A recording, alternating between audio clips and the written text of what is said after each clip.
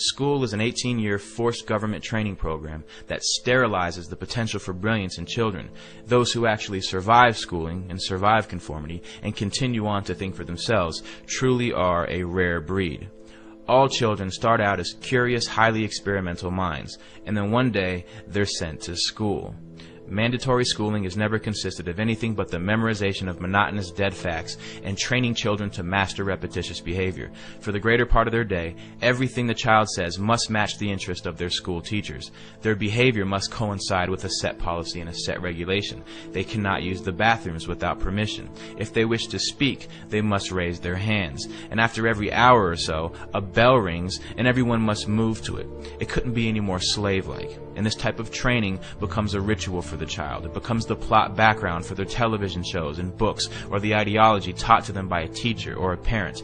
An entire monoculture is being developed here, stripping children of their power to cause trouble for the state at an early age, training them to be good servants of the politically correct. Their environment is much like a prison, by the population lacking any ability to check the authority of the warden. The process becomes a matter of rubber stamping. They have no control over their entire lives, which is directly related to youth violence, because the only control they have is between each other. Mandatory schooling produces children who are either terrified of the tyranny of others or have been raised to perpetually exploit the conditions of others. It's just like the prison system, forced cohabitation. The child's presence in certain buildings and their engagement in state-regulated behavior is under penalty of imprisonment. An entire army of truancy officers have been hired to make sure that no child is on the other side of the bars. At the end of 18 years of coercive state authority, the child is released into the world. It's like the end of an 18-year prison sentence. Now that you're trained to do as you're told, now you can be free. And the produce of these schools, or this state-controlled manufacturing operation, is a society willing to submit, to obey, and to listen. Forced behavior, which technically amounts to a type of slavery, will only inculcate a mindset of fear and terror. You need to be somewhere at a set time, either at the orders of an authority or a bell. Everyone in one mass shifts to another position or another place to engage in a new activity. They're trained to not only follow instruction, but they're also trained to follow a certain behavior. Rules, regulations, and laws are set for the children. They say you cannot do this to others. You can do this to others. This is acceptable. This is not acceptable. Standards of culture, morality, and behavior are imprinted into these new young minds that are in the blossoming stages of development. Their minds are being intercepted by the state and molded to conform to state standards. The first lesson they teach you is the orders of authority. The second lesson is to work with each other to achieve the desired ends of those in control.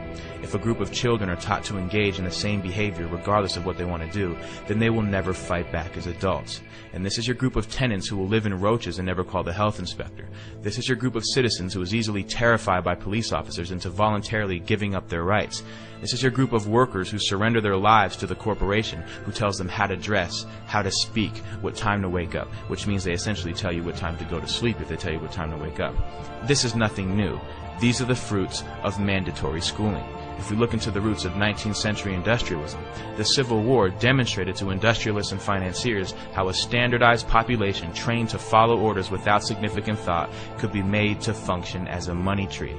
It's no surprise that global power and corporate wealth is based on a third-rate educational system that works against developing individuals of true character and true intellect. Because the mindless bureaucrat or the thoughtless worker who will follow a system without question is the pattern that our system depends on. And this is what school produces. The system is not designed to educate the public, which is why federal and state bureaucracies call the shots, not the parents, not the local school boards. Every law is harshly enforced with maximum punishments. The tone of a principal is much like the tone of a warden, with no check on his authority. They will always have a way of using coercive ability to enforce a standard on the population. Strict punishment awaits any kid who disobeys this ruling force, and there is no doubt that an active student body reflects positively on school administrators. It's like factory floor men. They're fulfilling their quotas to the inspecting superintendent of the local school district. This is the reality of government training. The state doesn't care if children are homeless or on the streets or suffering from malnutrition and hunger, but the second the child fails to appear in school at the scheduled time, like a court date, the police are alerted. Until we abolish mandatory schooling, your child will be brought up as a slave so that he can accept becoming a slave later in life in adulthood.